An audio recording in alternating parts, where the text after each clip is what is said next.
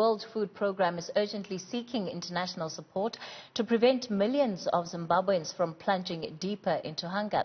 The organization says the $250 million it's asking for will help mitigate against those risks. It says projections indicate that by the end of the year, the number of food insecure Zimbabweans would have surged by almost 50%.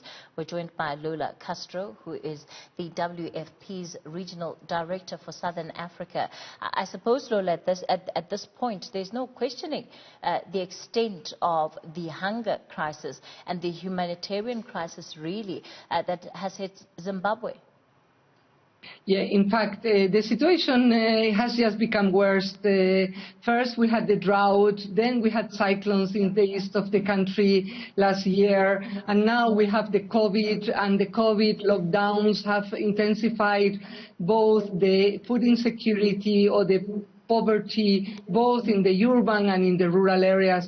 So really what we are looking this year is at a situation that we haven't seen for many years in Zimbabwe, and we are really very concerned and working with all the actors on the ground to make sure that we support those very, very poor and vulnerable that will suffer and will not be able to even have a meal every day.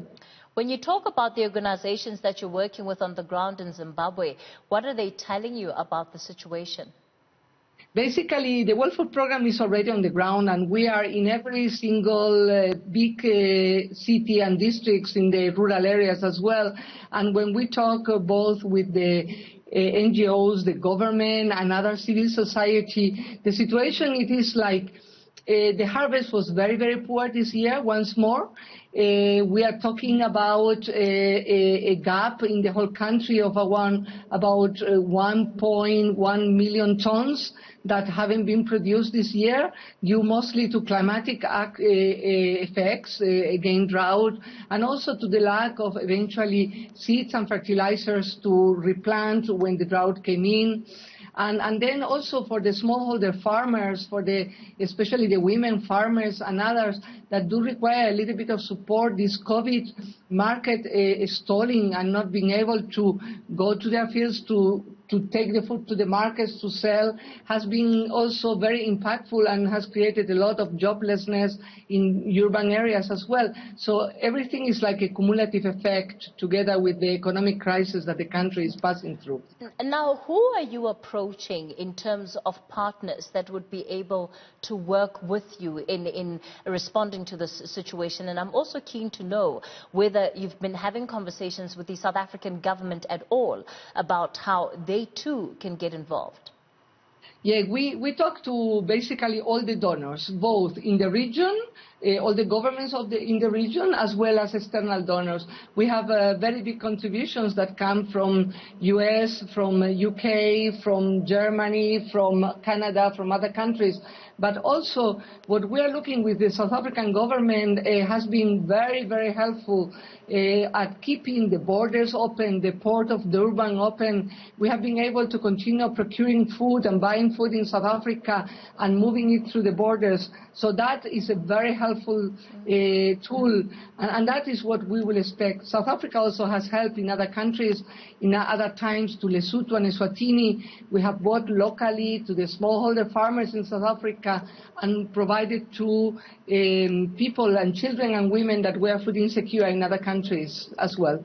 We've had several organizations come out and say that the president of South Africa needs to condemn part of the actions that we're seeing in Zimbabwe and as far as the abuses of human rights are concerned, but also in his role and capacity as AU chair, start leading some form of intervention that would assist in the humanitarian crisis that is taking place right now.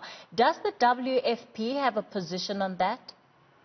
I think President Ramaphosa has been excellent as leading the African Union and telling all of us what are the priorities of African Union. One of the priorities is to ensure food security in the continent.